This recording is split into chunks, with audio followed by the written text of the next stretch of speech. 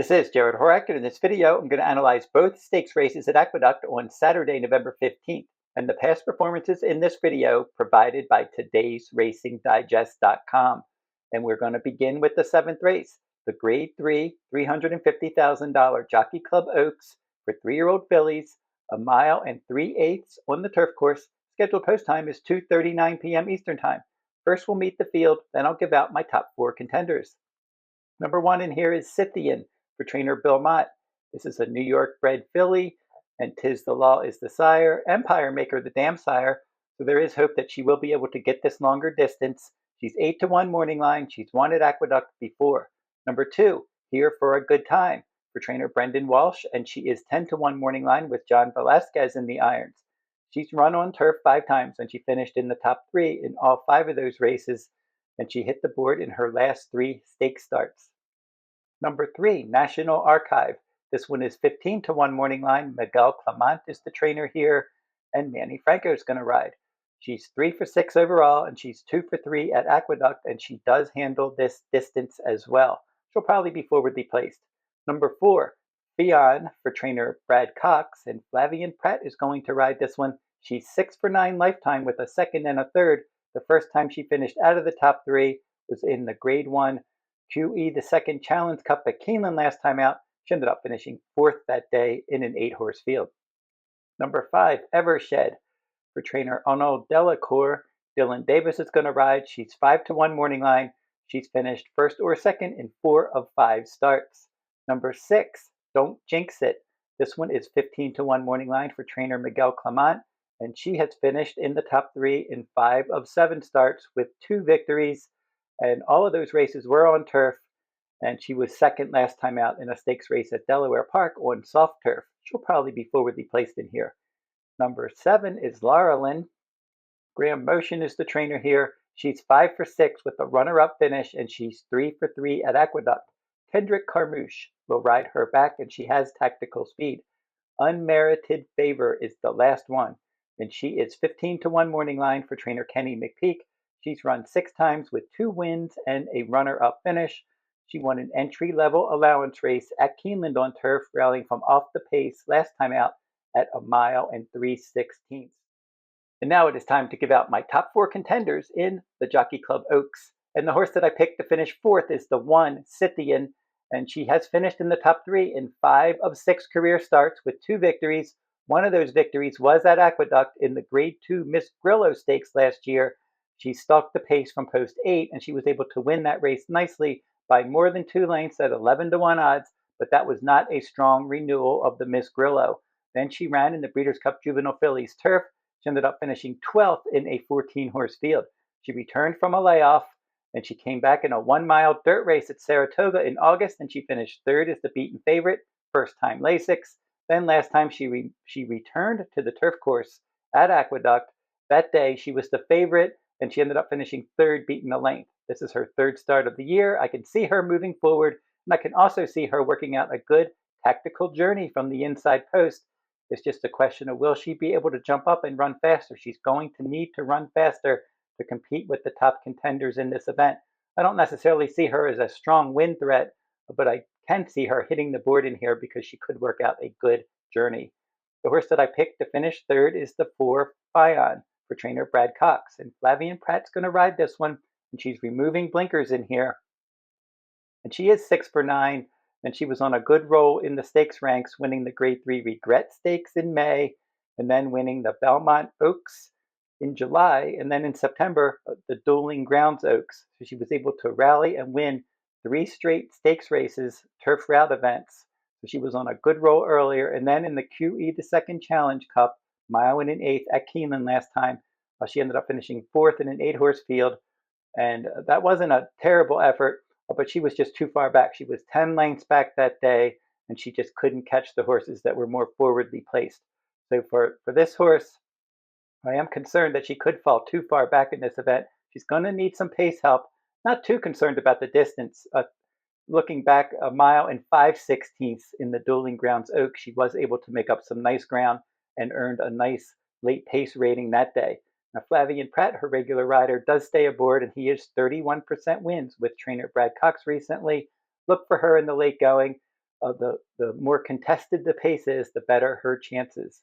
My second choice will be the 5 Evershed, and this one for Arnold Delacour, 5-1 morning line.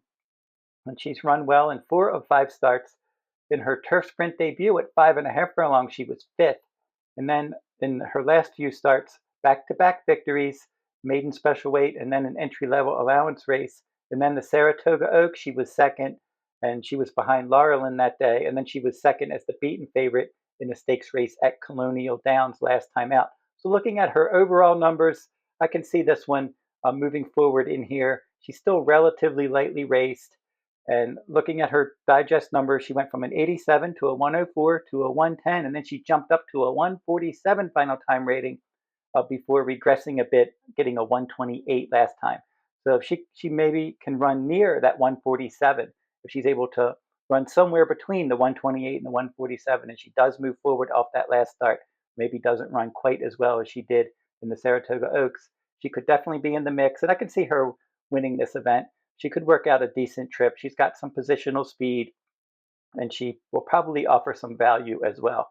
But I'm not going to go against Laurelin. This is a horse that I have liked all along for trainer Graham Motion. I like the fact that she's 3 for 3 at Aqueduct, and she's 5 for 6 with a runner-up finish overall. Nothing wrong with her runner-up finish, her first career defeat in the QE, the second Challenge Cup last time.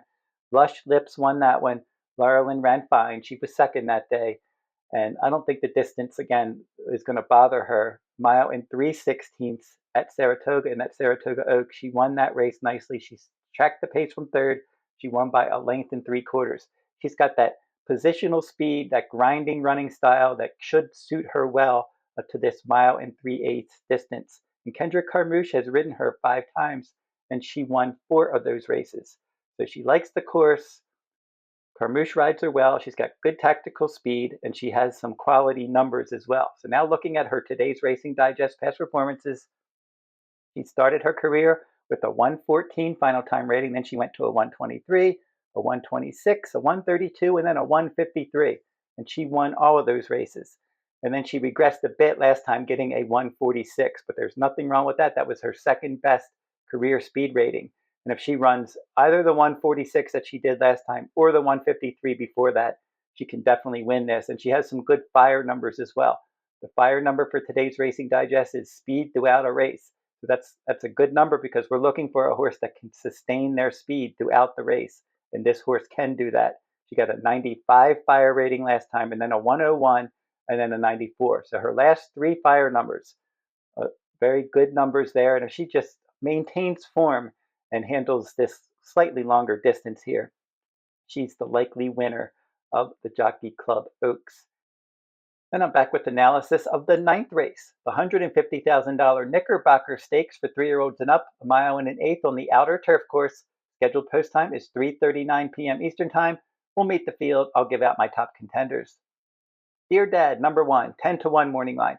This one is 4 for 18 overall, 0 for 2 at Aqueduct, and he was claimed out of his last start for $75,000. He should be up on the pace from the inside post, but he probably won't be around at the end. Number 2, Fuerteventura. He is 15-1 morning line. And for this one, 0 for 3 at Aqueduct with 0 top 3 finishes. He has won at a mile and an eighth before. 4 starts, 1 win, 1 second at this distance. Last time out, starter allowance turf route at Aqueduct. He was up on the pace. He finished 5th in an 11-horse field. He's probably overmatched. Number 3, Trikari for trainer Graham Motion. He was very good as a 3-year-old in 2024, winning 4 races. And this year, he's 0 for 4 with 3 show finishes. So he's going to need to up his game. He did add Lasix and finish 3rd last time out, and he does not have Lasix in this event. John Velasquez will ride. Number 4, Ohana Honor. This one for Shug McGahee is the morning line favorite with Flavien Prat in the irons. And Prat did guide this one to a victory April of 2024, mile and a half on turf. And then he was racing at a mile and a half on turf in the Grade 2 Sycamore last time. He was the favorite. He was up on the pace. He finished 4th in a 10-horse field. He's cutting back in distance in his 3rd start of the year. Ohio Joe, number 5 at 30-1 morning line. Probably overmatched in here. 3-time winner from 12 starts. He's 0 for 1 at Aqueduct, 0 for 1 at a mile and an eighth. His start at a mile and an eighth on turf was in the Kent Stakes at Delaware Park on soft turf. He was 5th in a 9-horse field. Last time out, entry level allowance race at Aqueduct, he finished 4th in a 10-horse field. The next horse is number 6, Signator. This one was claimed out of his last start for $100,000, and he's adding blinkers. He's losing Lasix in here. This is his first start at Aqueduct, and he's 0 for 1 at this distance. He's a 5-time winner overall from 18 career starts, and he's probably outclassed in this event. In the Monmouth Stakes, he was 4th earlier this year. The Cliffhanger, he was 5th. He did win the Henry Clark Stakes, a little stakes race at Laurel Park in April. So for this one, we'll probably try to get involved from off the pace. Air Recruits number 7. Arnold Delacour's the trainer. Dylan Davis is going to ride, and he is 3 to 1 morning line, 7 starts with 4 wins and a show finish. He was up the track last time in a Grade 3 event at Kentucky Downs. Number 8, Naptown, and this one is 8 to 1 morning line, and Manny Franco is going to ride.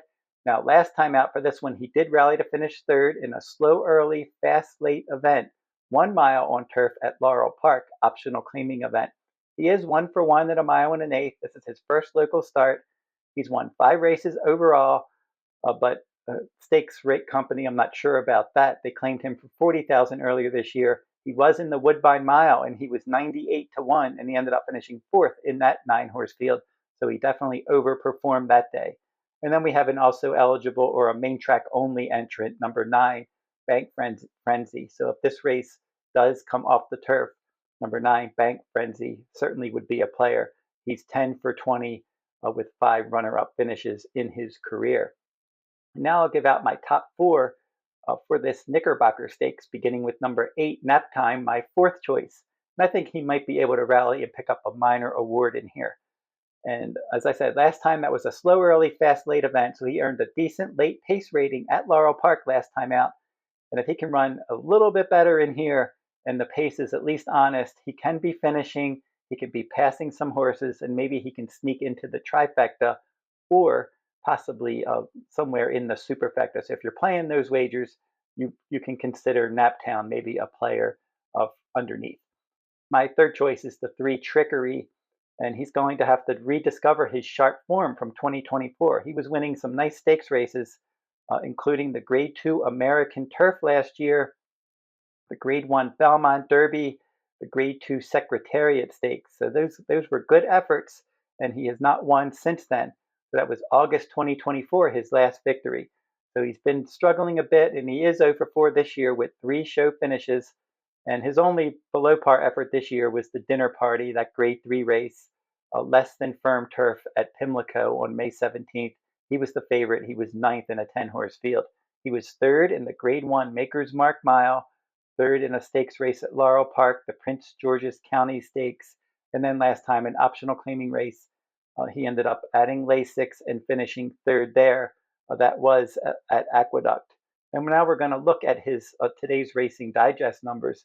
And for Trikari, he did get a 134 last time, a 144 before that, and he was getting some 130s and 140s last year. So if he can get back to that good stakes form that he showed in 2024, he could be a contender. But those races were against 3-year-olds. And since he's older now, he just hasn't proven himself to be of the high quality that he was last year as a 3-year-old. Number 4, Ohana Honor is my 2nd choice. And he's got a decent shot in here, cutting back in distance in his 3rd start of the year. He's run 3 times at Aqueduct with 2 seconds and a 3rd place finish. Now, I am a little bit concerned. He's 3 for 18 overall, so he's not huge on winning, but he's been in some tough spots. He was in the Grade 2 Man of War last year. He ended up finishing 2nd that day. Silver Knot won that one. He was in the Manhattan, a Grade 1 at Saratoga at a mile and 3/16 on turf. He ended up finishing 3rd there. Nation's Pride was the runner-up, and he was a next out stakes winner. And since then, he's run 4 times, and he did finish 2nd in the Tappet Stakes at Kentucky Downs in his first start this year. And then the Sycamore last time didn't run poorly there. He had post 9 in a 10-horse field. He was right up on the pace, and he ended up finishing 4th. So now looking at his today's Racing Digest numbers, Ohana Honor typically runs decent numbers. His last 6 starts, he's had 2 144 final time ratings, a 132, a 138, and a 137. His only poor effort, he got a 117. So typically he earns mid 130s, maybe up to 140s. And if he can run those kind of final time ratings he could be a player in here, but he's the favorite, so he's not going to offer a lot of value, but he is a logical top 3 contender. My top choice is going to be the 7 Air Recruit, and I think this one could still have some upside. He's run 7 times, 4 wins, and he was pretty good, winning a couple races in 2023, including the Laurel Futurity at a mile and a 16th on turf when he stretched out in distance. And then he was in the Breeders' Cup Juvenile Turf, and he set the pace, and he finished 7th of 11. And then he missed all of 2024, and then he returned July of 2025, optional claiming event at Colonial Downs. He wired the field that day. The Oceanport Stakes, he was the 1-2 favorite, and that day he tracked from second and he won by a nose. And then a grade 3 race at Kentucky Downs last time, he ended up finishing 9th. He was never really up on the pace. He likes to be more forwardly placed. But then also Kentucky Downs is a strange turf course. Some horses just don't like it. I'm just going to draw a line through that one. And again, we're going to look at his today's Racing Digest numbers to see if he has a good pattern for speed ratings, and he does. He did get a 122 back on September of 2023. That was 5.5 furlongs on turf. And then he went to a 138, a 131, then a 141 final time rating, his first start since 2023 in July of this year. And then he got a 149 final time rating when he won that stakes race at Monmouth, and then a 135 last time. So he was definitely faster than he was in 2023 in his first 2 starts this year. And if he can rediscover that good form, and just if that Kentucky Downs race just was an outlier and you can go back to his good races, he definitely could be a player. And looking at his fire numbers, the fire numbers speed throughout a race, a couple starts back, he got a 104 fire number. So he ran really well that day at Monmouth. And I like his positional speed. I think he can position himself in a good spot under Dylan Davis, tracking the pace, getting a jump on the closers. And if he can bounce back from that Kentucky Downs effort, he could win this event. And that'll do it for my look at the 2 stakes races at Aqueduct on Saturday, November 15th. Now on Friday, November 14th, I had a nice 3-1 winner in the Notebook Stakes at Aqueduct for my video. Let's see if I can get some more video winners at Aqueduct. Last weekend, also last Saturday, I had a couple top choice winners, my Saturday video at Aqueduct. So I've been doing well with these Aqueduct videos the last few weeks. So let's see if I can keep that momentum going. And if you're interested in my full card analysis, I cover full cards at Del Mar each day they run, but they're not running on November 15th. They canceled their card because of bad weather. So I'm doing a full card from Aqueduct that day. So if you want my full card at Aqueduct for November 15th, you can get that at todaysracingdigest.com, on my handicappers page at that website, or at my personal website, therunawayhorse.com, on my shop page. Don't forget to like, comment, and share these videos if you like them. Subscribe to my channel as well. It's free to subscribe. And until I see you next time, good luck at the races.